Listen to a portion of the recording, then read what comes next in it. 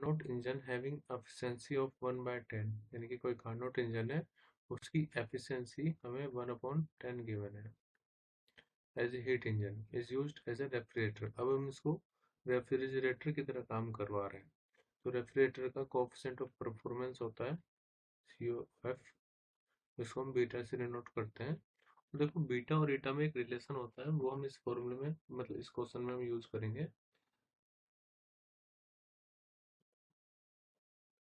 Actually beta equal to होता है 1 minus eta upon में ईटा।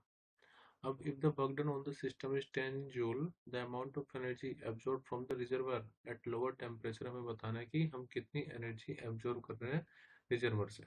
पहले मैं आपको इंजन और रेफ्रिजरेटर में फर्क बता देता हूँ क्या होता है। देखो इसका जो डायग्राम है, लेट हमारे पास ये है सोर्स। तो इंजन में हम सोर्स से लेट हीट ले रहे हैं Q1 और लेट ये टेम्परेचर है T1। ठीक है, T1 भी कह सकते हैं टी, क्योंकि हाई टेम्परेचर पर होता है तो TH से भी डिनोट कर दिया जाता है। तो लेट अब ये इंजन है, ये कुछ वर्क कर रहा है W। तो ऐसा नहीं होता कि हम जितनी हीट लें उतनी टोटल वर्क डन में कन्वर्ट हो जाए, तो कुछ हीट लॉस भी होती है। तो यहाँ पर लेट ये सिंक है और सिंक में हीट लॉस हो रही है Q2, और लेट ये जो टेम्परेचर है T2 या T लो भी कह सकते हैं TL।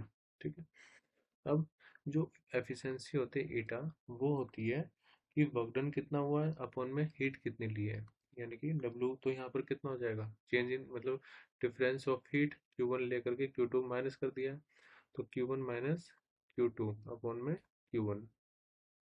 तो ईटा का फॉर्मूला हो जाता है 1 माइनस Q2 अपॉन में Q1, और टेम्परेचर के टर्म में हम इसको बोल देते हैं 1 माइनस T2 अपॉन में T1। अब रेफ्रिजरेटर की बात कर लेते हैं। तो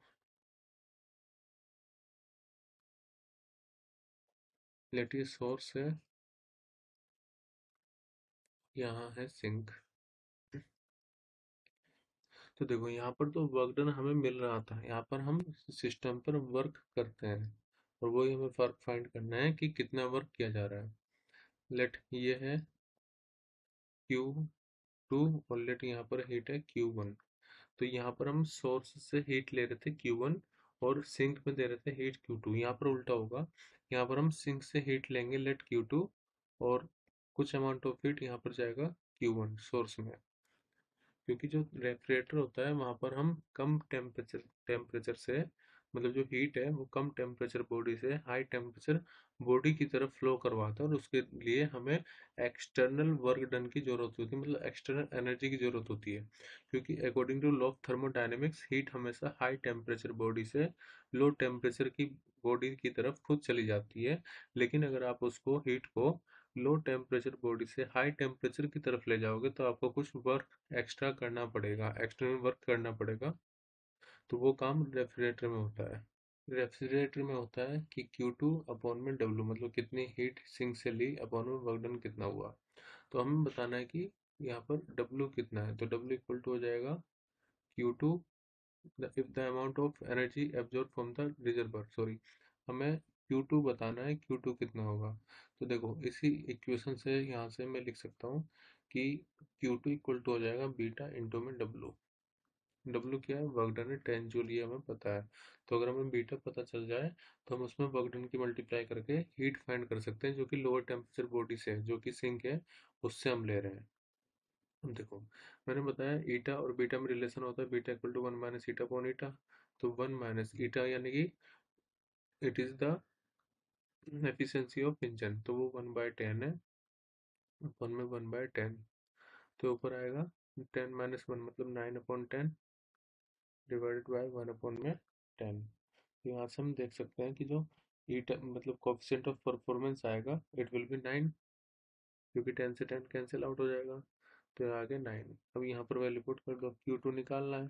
तो बीटा कितना है, बीटा 9 आया है, वर्क डन कितना गिवन है 10, तो Q2 हो जाएगा 90 जूल।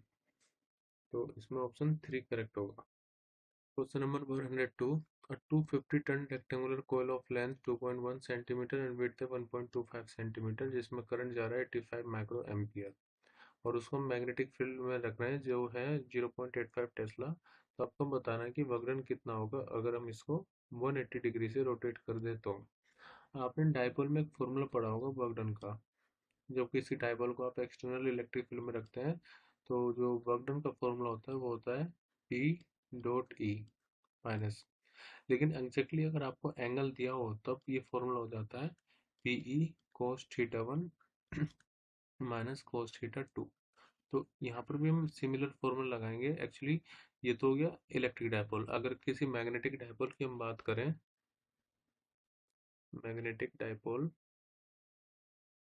तो मैग्नेटिक डाइपोल में P को हम M से रिप्लेस कर देंगे, वर्क डन हो जाएगा P की जगह पर आएगा M, यानी कि मैग्नेटिक डाइपोल मोमेंट, इनटू में इलेक्ट्रिक फील्ड की जगह आएगा मैग्नेटिक फील्ड, इनटू में cos theta 1 minus cos theta 2। अब इन्होंने बोला work done for rotating the coil by 180 degree, यानी कि इनिशियली वो 0 डिग्री पर होगा और फाइनली उसका रोटेशन कितना हो गया 180 डिग्री। तो वर्क डन इक्वल टू हो जाएगा MB cos 0 degree minus cos 180 degree. अब cos 0 की वैल्यू कितनी होती है 1, और cos 180 की वैल्यू होती है -1। तो वर्क डन इक्वल टू, देखो मैं जो मैग्नेटिक डाइपोल मोमेंट है उसका फॉर्मूला होता है करंट इनटू एरिया, लेकिन अगर n नंबर ऑफ टर्न्स है तो n की मल्टीप्लाई कर देते हैं। तो m की जगह पर हम लिखेंगे NIA, B is the magnetic field, ये हो गया 1 और ये हो गया -1। तो ये तो आ जाएगा 1 और 1 प्लस होगा तो 2 आएगा। तो वर्क डन आएगा 2 टाइम्स नीबा, NIBA।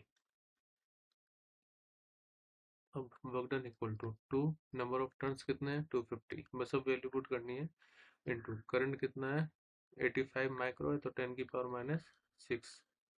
फिर मैग्नेटिक फील्ड कितनी है वो है 0.85। देखो एरिया अगर हमें निकालना है तो एरिया के लिए हम क्या करेंगे L इंटू बी कर देंगे। लेंथ कितनी है 2.1 सेंटीमीटर को मीटर में चेंज करने के लिए 10 की पावर -2, और ब्रेड्थ कितनी है 1.25, तो इसको भी 10 की पावर -2 से मल्टीप्लाई करेंगे तो हो जाएगा 2.1 इंटू 1.5, 2.1 इंटू में 1.5 इंटू में 10 की पावर, एक साथ में इसको इन दोनों को लिख रहा हूँ 10 की पावर -4 आएगा। तो जब हम यहाँ पर वर्क डन के लिए सोल्व करेंगे तो ये आएगा 9.1 माइक्रो जूल। तो ऑप्शन सेकंड करेक्ट होगा। कंसेप्ट यही है कि मैग्नेटिक डायपोल को जब आप मैग्नेटिक फील्ड में रखोगे तो वर्क डन का फॉर्मूला होता है MB cos theta 1 minus cos theta 2।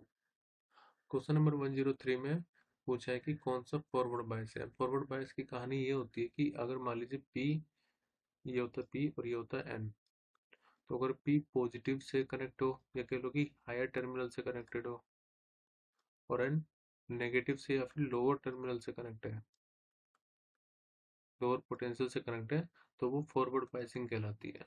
अब आप देखो यहाँ पर जो P हाई होना चाहिए और N लो होना चाहिए, तो यहाँ पर P कितना है 3, और यहाँ पर ये P और ये N, तो N कितना है 5, तो ये तो हो गया रिवर्स बायसिंग। फिर यहाँ पर P 0 है मतलब, और ये -2 है, तो एक तरह से ये हाई है और ये लो, क्योंकि -2 0 से लो ही होगा, तो ये हो गया फॉरवर्ड बायसिंग। फिर -4 -3, तो एक तरह से ये P और ये N, तो -4 और ये रिवर्स है -3, तो कौन सा हाई होगा इसमें -3, मतलब ये हाई हो गया एन साइड वाला, और ये लो हो गया, तो ये रिवर्स बायस है। ऐसे यहाँ पर ये -2 और ये +2, तो ये हाई हो गया और ये लो, तो ये भी क्या होगा रिवर्स बायसिंग। तो हमसे फॉरवर्ड बायसिंग पूछा है तो इसलिए ऑप्शन 2 करेक्ट होगा। Question number 104. The ratio of the wavelength of last line of Balmer series and the last line of Lyman series पूछा है कितना होगा। देखो लाइमन, बाल्मेर, पार्सन, ब्रैकेट, पीफॉन्ड ये सब चलता है। तो अब हमें लाइमन और बाल्मेर के लिए काम करना है। अब अगर मैं लाइमन की बात करूं तो लाइमन में क्या होता है कि जो फाइनल स्टेट होगी वो होगी 1 हमेशा, और वो इनिशियल स्टेट उसकी कुछ भी हो सकती है, लेकिन लास्ट लाइन बोला है ना इसमें, तो लास्ट लाइन जो होगा वो होना चाहिए इन्फिनिटी। ऐसे जब हम बाल्मर लेंगे तो बाल्मर के लिए NF होता है 2, मतलब जहाँ पर वो फाइनली आएगा, और एन इनिशियल यहाँ पर लास्ट लाइन बोला था वो भी इन्फिनिटी होगा। तो जो वेवलेंथ का फॉर्मूला होता है वो होता है 1/λ equal to 1/r, sorry r, यहाँ पे 1/λ, या फिर ऐसे भी लिख सकते हैं λ equal to 1/r 1/n minus 1/n, और यहाँ पर आएगा स्क्वायर, और यहाँ पर क्या आएगा, इनिशियल और फाइनल। तो इसमें हम जो n2 लेंगे, चाहे वो लाइमन हो या बाल्मर हो, क्योंकि लास्ट लाइन की बात कर रहे हैं तो वो चलेगा इन्फिनिटी। अब बाल्मर के लिए पहले लिख लेते हैं, क्योंकि बाल्मर का रेशो लेना है लाइमन से। तो एल लैम्डा बी 1/r। तो बाल्मर के लिए NF कितना होना चाहिए, 2, तो 1/2 का स्क्वायर हो जाएगा माइनस 0। तो lambda B equal to 1/r, और ये हो जाएगा 4। इस फॉर्मूले में थोड़ा चेंज करना है, यहाँ पर ये होगा 1/λ, और ये r ऊपर आएगा। 1/λ इक्वल टू होगा r 1/n1 का स्क्वायर माइनस 1/n2 का स्क्वायर। तो 1/λ b इक्वल टू कितना आ जाएगा, r/4। अब ऐसे ही हम लिखेंगे लाइमन के लिए।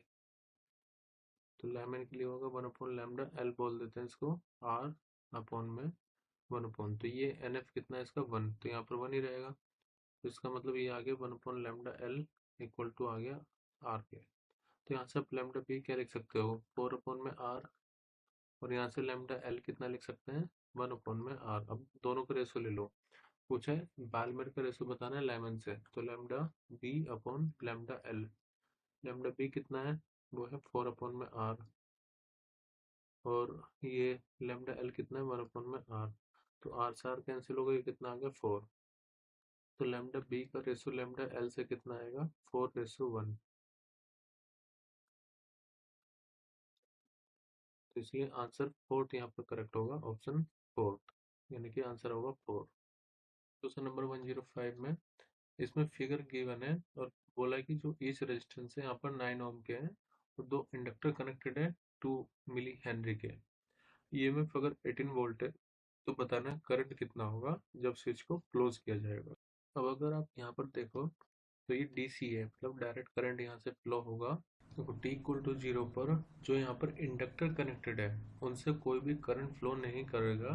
तो हम इस सर्किट को रीड्रॉ इस तरह से कर सकते हैं कि लेट ये बैटरी है, और इस ब्रांच को और इस ब्रांच को जिसमें इंडक्टर आ रहा है उसको हटा दीजिए, रिमूव कर दीजिए। तो बचा हमारे पास सिर्फ एक रेजिस्टेंस यानी कि R, और ये बैटरी जिसका EMF हमें गिवन है। तो EMF है 18 और रेजिस्टेंस की वैल्यू है 9। तो ऐसे में हमें करंट निकालना, तो करंट इक्वल टू कितना हो जाएगा, जैसे V इक्वल टू IR होता है, तो EMF इक्वल टू हो जाएगा I इंटू में R। तो I इक्वल टू कितना हो गया, EMF अपॉन में R। EMF कितना है 18, R कितना है 9, तो ये आएगा 2 एम्पियर। तो यहाँ पर करेक्ट आंसर होगा option 4। Question number 106, two block A and B of masses 3m and m। तो यहाँ पर ब्लॉक ए जिसका मास 3m और ब्लॉक बी जिसका मास m है, और ये सस्पेंडेड है इन एक्सटेंसिबल स्ट्रिंग से। The whole system is suspended by massless spring as shown in figure. हमें बताना है कि एक्सेलरेशन कितना होगा ए और बी का after the string is cut. तो अगर हम इस स्ट्रिंग को कट कर रहे हैं तो कितना मैग्नीट्यूड होगा एक्सेलरेशन का, ये हमें बताना है। देखो अगर बिफोर कटिंग की अगर हम बात करें, तो पहले यहाँ पर फ्री बॉडी डायग्राम बना लेते हैं ऑब्जेक्ट ए का। तो ऑब्जेक्ट ए पे अगर आप देखो तो इसका ये एक तो इसका वेट नीचे की तरफ होगा, तो इसका खुद का वेट कितना होगा 3 mg।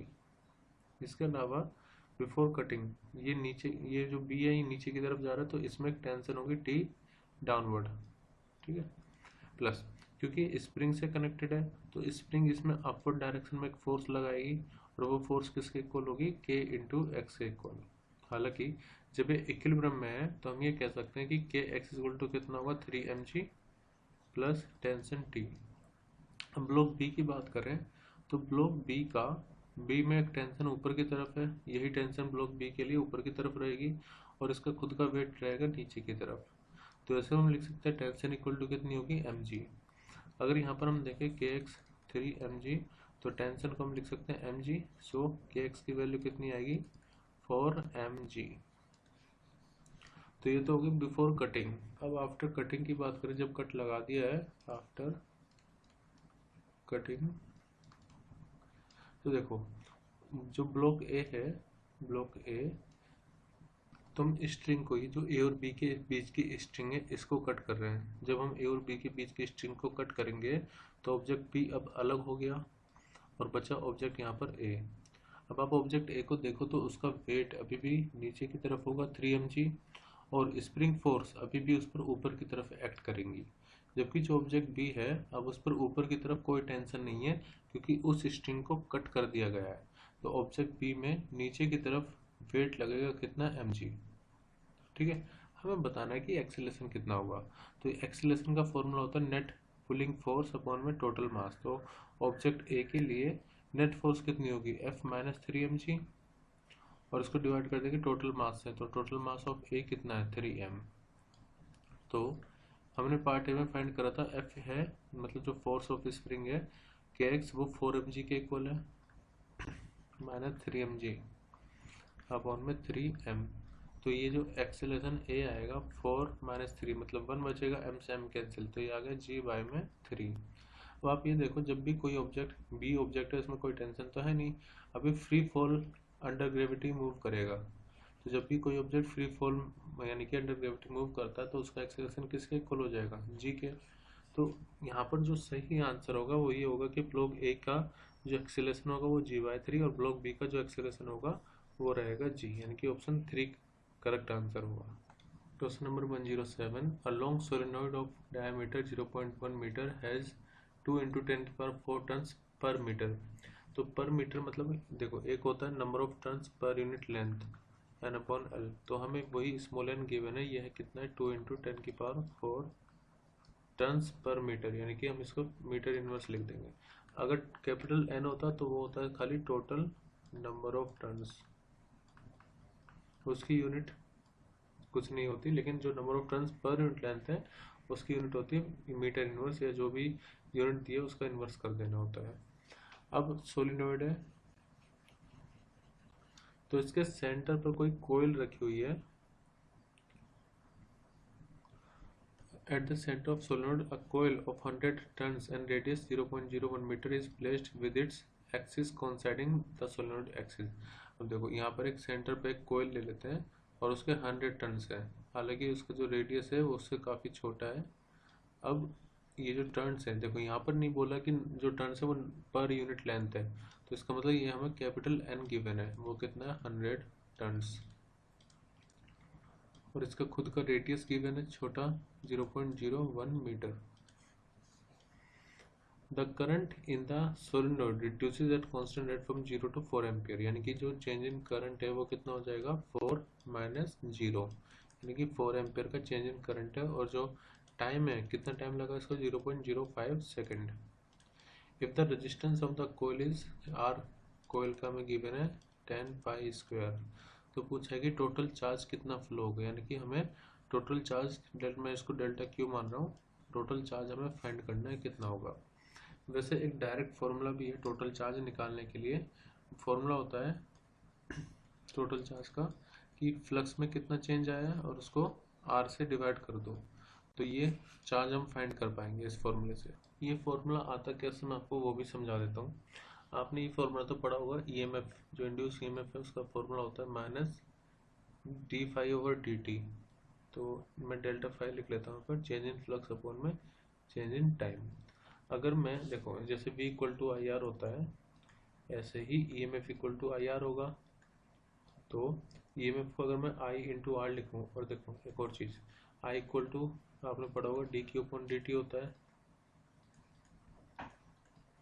तो EMF को मैं I × R लिखूँ और I को लिखूँ डेल Q, या फिर इसको स्मॉल q बोलूँगा, डेल Q और del T into resistance R equal to minus del phi over del T। तो डेल T से तो डेल T कट जाएगा, आर आएगा चेंज इन फ्लक्स के नीचे। तो यही फॉर्मूला मैंने लिखा है। नेगेटिव साइन सिर्फ ये रिप्रेजेंट कर रहा है कि जो इंड्यूस ईएमएफ होगा it will be in the opposite direction of change in flux. तो हमें तो मैग्नीट्यूड ऑफ चार्ज निकालना, तो वो होगा चेंज इन फ्लक्स अपॉन में रेजिस्टेंस आर। तो इसी फॉर्मूले का हम यहाँ पर यूज करेंगे, चेंज इन फ्लक्स अपॉन में रेजिस्टेंस आर। अब यहाँ पर फ्लक्स में चेंज हो क्यों रहा है, क्योंकि करंट की वैल्यू चेंज हो रही है, तो करंट के चेंज होने से फ्लक्स में चेंज आएगा। फ्लक्स का जो जनरल फॉर्मूला होता है वो होता है B.A, मैग्नेटिक फ्लक्स का फॉर्मूला। ओके, जो फॉर्मूला चेंज इन या जो चार्ज का फॉर्मूला होता है वो तो चेंज इन फ्लक्स अपॉन में रेजिस्टेंस आर। अब फ्लक्स का फॉर्मूला मैंने आपको बताया मैग्नेटिक फील्ड इनटू एरिया। तो देखो यहाँ पर एक टर्न होता तो डेल्टा फाइव अपॉन आर लिखते हैं। हमें तो इन पूरी कोयल के थ्रू बताना है कि कितना करंट फ्लो करेगा। तो जो चार्ज होगा it will be equal to कितने नंबर ऑफ टर्न्स है इस कोयल में, तो कैपिटल एन की मल्टीप्लाई कर देंगे जो एक कोयल का change in flux upon resistance होगा, यानी डेल फाइव अपॉन में आर। अब देखो एन की वैल्यू में पता है 100 है तो इसको 100 लिखेंगे। रेजिस्टेंस की वैल्यू कितनी है, वो है 10 पाई स्क्वायर। अब ये चेंज इन फ्लक्स कितना होगा, तो चेंज इन फ्लक्स हम यहाँ से पता करेंगे।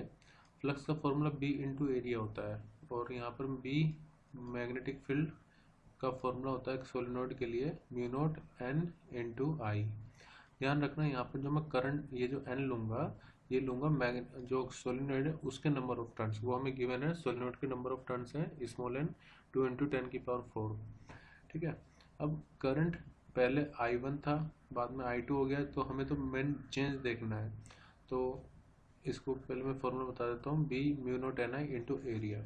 लेकिन जब आप डेल्टा फाइव निकालेंगे तो देखो म्यू नॉट एन और ए, इसमें तो कोई चेंज नहीं है, तो ये तो एज इट इज लिख लेंगे म्यू नॉट एन इंटू ए।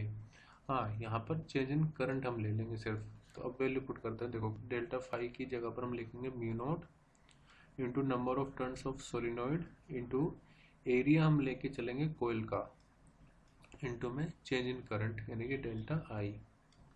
और डेल्टा आई हमने ऑलरेडी फाइंड किया हुआ है, डेल्टा आई आया था 4 एम्पियर। तो ये सारी वैल्यू पुट करेंगे 100 अपॉन 10 पाई स्क्वायर इंटू में म्यू नोट की वैल्यू होती है 4 पाई इंटू 10 की पावर -7, फिर number of turns in this solenoid, तो वो हमें 2 इंटू 10 की पावर 4 गिवन है। और area of coil it is given, देखो एरिया ऑफ कोयल अगर हमें निकालना है तो हम पाई आर स्क्वायर करेंगे, तो पाई इंटू में रेडियस का स्क्वायर, रेडियस तो हमें गिवन था 0.01, तो 0.01 का स्क्वायर इंटू में चेंज इन करंट वो है 4 एम्पियर। तो इसी को हमें सोल्व करना है। देखो यहाँ पाई स्क्वायर है, यहाँ पर पाई और पाई आ रहा है, तो पाई से पाई कैंसिल होगा, पाई स्क्वायर कैंसिल आउट हो गया, एक जीरो से एक जीरो काट देते हैं, तो जो चार्ज होगा डेल फाई इक्वल टू आएगा, तो उसको सोल्व करने पर हमें मिलेगा 32 इंटू 10 की पावर -6 कोलम, या फिर हम इसको 32 माइक्रो कोलम भी लिख सकते हैं। तो ऑप्शन फोर्थ यहाँ पर करेक्ट होगा, 32 माइक्रो कोलम।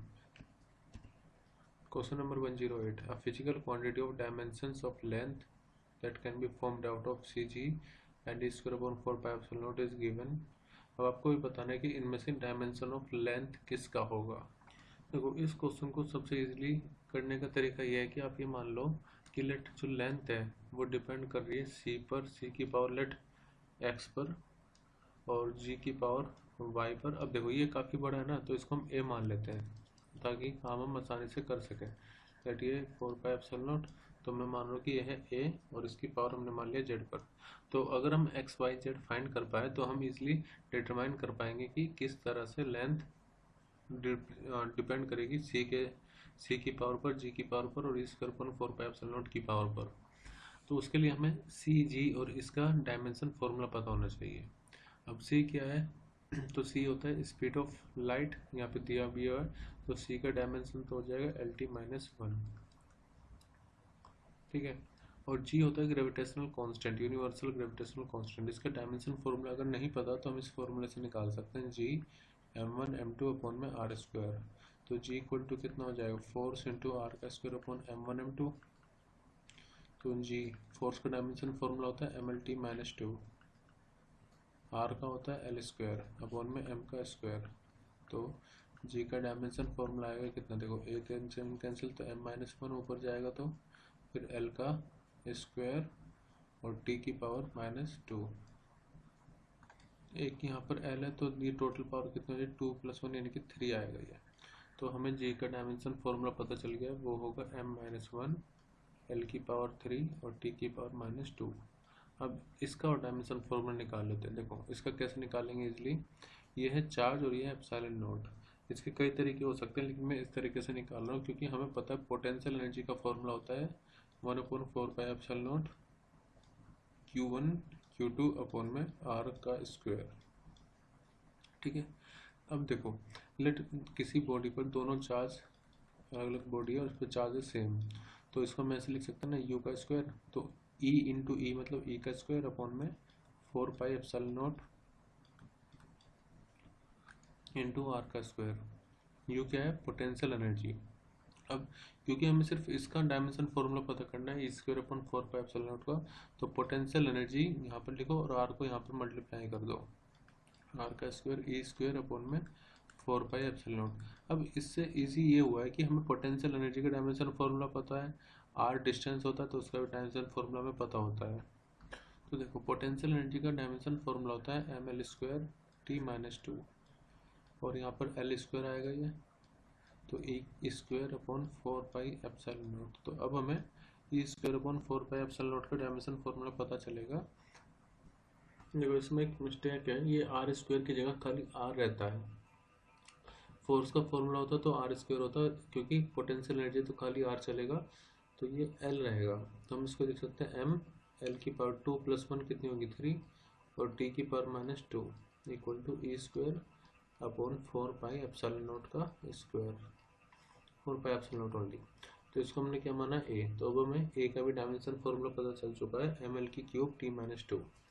तो हम यहाँ पर प्रिंसिपल ऑफ होमोजेनिटी अप्लाई करेंगे। एल का जो डायमेंशन फॉर्मूला होगा, लेट प्रोपोर्शनल साइन हटा के कोई कांस्टेंट लगा देते हैं, तो सी का डायमेंशन फॉर्मूला एल टी -1 और इसकी पावर एक्स, फिर जी का डायमेंशन फॉर्मूला m-1 एल की क्यूब t-2 और इसकी पावर y, फिर ए का डायमेंशन फॉर्मूला m एल की क्यूब t-2 और इसकी पावर z, और लेंथ का यहाँ पर जो डायमेंशन फॉर्मूला होगा वो तो एल ही रहेगा, तो एल की पावर 1। अब हम कंपेयर करेंगे, पहले एल का टोटल डायमेंशन यहाँ पर कितना होगा, टोटल पावर कितनी होगी वो लिख लेते हैं। तो एल एक्स, फिर यहाँ से आएगा +3y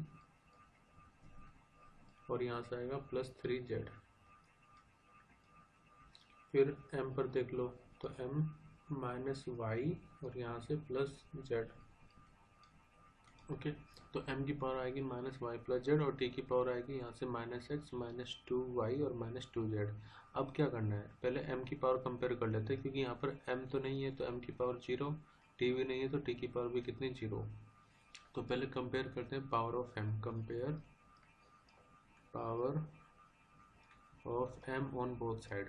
तो 0 इक्वल टू किसके आ जाएगा, -y + z के, क्योंकि इधर m पर पावर कितनी -y + z, तो y को अगर हम इधर लाएंगे तो y इक्वल टू कितना हो जाएगा z। यानी कि एक बात तो क्लियर है कि y और z दोनों पर सेम पावर रहेगी। अब y और z इक्वल हो गया, तो अब हम l को कंपेयर कर लेते हैं। तो देखो x + 3y + 3z किसके इक्वल होगा, 1 के, x + 3y + 3z it will be equal to 1। ये तब है जब हम l की पावर को कंपेयर कर रहे हैं, और अगर हम t की पावर को कंपेयर करेंगे तो t की पावर को कंपेयर करने पर हमें कितना मिलेगा, इधर तो 0 है, तो 0 इक्वल टू -x -2y और -2z। तो अभी हमारे पास दो इक्वेशन आएंगी, एक तो ये देखो यहाँ से 0 इक्वल टू -x -2y और -2z को मैं y लिख सकता हूँ। तो इसके अकॉर्डिंग हमें x को इधर ला रहा हूँ मैं, तो x इक्वल टू कितना हो जाएगा -4y, और यहाँ से देखो x + 3y + z की जगह पर मैं y लिख सकता हूँ, तो 3y आ जाएगा इक्वल टू 1।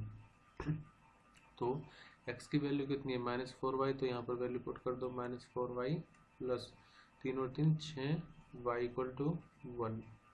तो y की वैल्यू कितनी यहाँ से हम फाइंड कर सकते हैं, तो -4 + 6 मतलब कि 2, तो 2y इक्वल टू कितना आ गया 1, तो y की वैल्यू कितनी आ जाएगी 1/2। जब y की वैल्यू 1/2 है तो z की वैल्यू भी कितनी आएगी 1/2, और x की वैल्यू कितनी हो जाएगी -4, y की वैल्यू 1/2, तो x की वैल्यू आ जाएगी -2। अब जो हमने यहाँ पर माना था इसमें हम वैल्यू पुट करेंगे x और y और z की। तो लेट प्रोपोर्शनल का साइन हटा के हम कांस्टेंट के 1 ले रहे हैं, तो c की पावर कितनी होनी चाहिए, x की वैल्यू कितनी है -2, तो c पर -2। फिर g, तो g पर पावर कितनी y की वैल्यू 1/2 थी। ऐसे ही a क्या था, e²/4πε0, तो उसकी पावर भी कितनी रहेगी 1/2। ये पावर -2 है तो इसको हम नीचे लिख सकते हैं 1/c², 1/c², और इसको एक साथ लिख दो क्योंकि दोनों पर पावर एक ही है 1/2। तो g इंटू में e²/4πε0 की पावर 1/2। तो देखो 1/c² इन दोनों में आ रहा है और g इसके साथ मल्टीप्लाई होगा e² के साथ, तो हमारा करेक्ट आंसर होगा ऑप्शन 2। तो मैंने पोटेंशियल एनर्जी का यहाँ पर फॉर्मूला यूज़ कर लेता 1/4πε0 Q1 Q2 अपॉन में R, और उससे हमने e²/4πε0 का डायमेंशन फॉर्मूला फाइंड किया था। और फिर उसके बाद प्रिंसिपल ऑफ होमोजेनिटी, ये चैप्टर 2 में हम पढ़ते हैं क्लास 11 फिजिक्स में। Question number 109, in an electromagnetic wave in free space the root mean square value of electric field is 6 volt per metre. तो पूछा है कि मैग्नेटिक फील्ड की पी की वैल्यू कितनी होगी। वैसे मैं आपको बता दूं ई और बी में रिलेशन होता है E equal to B C, ठीक है। मतलब अगर यहाँ पर आप पी की वैल्यू ले रहे हो तो यहाँ पर भी आपको पी की वैल्यू लेंगे, तो ई नोट इक्वल टू होता है बी नोट सी। अब आपको पी की वैल्यू निकालनी मैग्नेटिक फील्ड की, तो पी की वैल्यू हो जाएगी, जो पी की वैल्यू होगी इलेक्ट्रिक फील्ड को उसको 1/c से डिवाइड कर देंगे। अब हमें ई आर एम एस तो गिवन है 6 वोल्ट पर मीटर, तो हमें पीक वैल्यू और आर एम एस में रिलेशन पता होना चाहिए। तो जो आर एम एस वैल्यू होती है वो ई नोट के 1/√2 टाइम्स होते हैं, मतलब पी की वैल्यू के 1/√2 टाइम्स। तो बी नोट हमें चाहिए, तो बी नोट इक्वल टू हो जाएगा 1/c। ई नोट को मैं क्या लिख सकता हूँ, √2 times E R M S. अब वैल्यू पुट कर देंगे सब, 1/c की वैल्यू होती है 3 × 10⁸, √2 की वैल्यू 1.414 इंटू ई की वैल्यू कितनी है 6 वोल्ट पर मीटर। तो यहाँ से जब हम सोल्व करेंगे, ये √2 है तो ये वैल्यू आएगी 2.83 इंटू 10⁻⁸ और यूनिट होगी टेस्ला। तो जो करेक्ट आंसर होगा वो होगा option 3। Question number 110, the resistance of wire is R ohm. तो मान लेते हैं कि हमारे पास कोई वायर है जिसका रेजिस्टेंस है आर। अब क्या कर रहे हैं, इसको मेल्ट कर रहे हैं और इसकी जो it is stretch to n times of the original length, यानी कि इसको स्ट्रेच करके इसके लेंथ को इंक्रीज कर दिया। लेट पहले लेंथ l थी और एरिया a था, तो रेजिस्टेंस का फॉर्मूला होता है रो l अपॉन में एरिया। तो रेजिस्टिविटी तो चेंज नहीं होती अगर आप उसकी शेप चेंज कर रहे हो, तो ये हो गया ओरिजिनल रेजिस्टेंस। अब जो न्यू रेजिस्टेंस होगा वो डिपेंड करेगा न्यू लेंथ पर और न्यू एरिया पर। अब होगा ये कि जितनी वॉल्यूम, देखो जितना मटेरियल पहले लगा होगा इस वायर में उतने मटेरियल अब भी होगा। हम ये एज्यूम करके चल रहे हैं कि वॉल्यूम में कोई लॉस नहीं हुआ, तो V और जो बाद में न्यू वॉल्यूम होगी वो दोनों इक्वल होगी। तो हम लिख सकते हैं एरिया इंटू लेंथ होता है वॉल्यूम का फॉर्मूला। अगर मान लीजिए आपके पास कोई सिलेंड्रिकल वायर है तो एरिया क्रॉस सेक्शन A है और लेंथ L है, तो उसकी वॉल्यूम कितनी होगी, area into length, so it will be equal to A dash into L dash. अब हमें क्वेश्चन में गिवन है कि जो नई लेंथ है वो पहले के मुकाबले n टाइम्स हो गई है, तो मुझे पता करना है नया एरिया कितना हो जाएगा। तो A L equal to A dash, L dash को मैं NL लिख रहा हूँ, L से L कैंसिल। तो जो न्यू एरिया है वो पहले वाले एरिया के कंपैरिजन में अब वो 1/n हो जाएगा। तो R dash equal to rho, new length कितनी है पहले वाले के n टाइम्स, और न्यू एरिया कितना है पहले वाले एरिया के 1/n टाइम्स, तो n आएगा ऊपर। तो R डैश इक्वल टू हो जाएगा n इंटू एन कितना, n² रो L अपॉन में एरिया। रो L अपॉन एरिया क्या है, पुराना वाला रेजिस्टेंस, तो इसका मतलब है कि जो रेजिस्टेंस है वो n² टाइम्स हो जाएगा पहले के कंपैरिजन में, यानी कि it will increases when you are increasing the length. तो ऑप्शन 4 यहाँ पर करेक्ट होगा।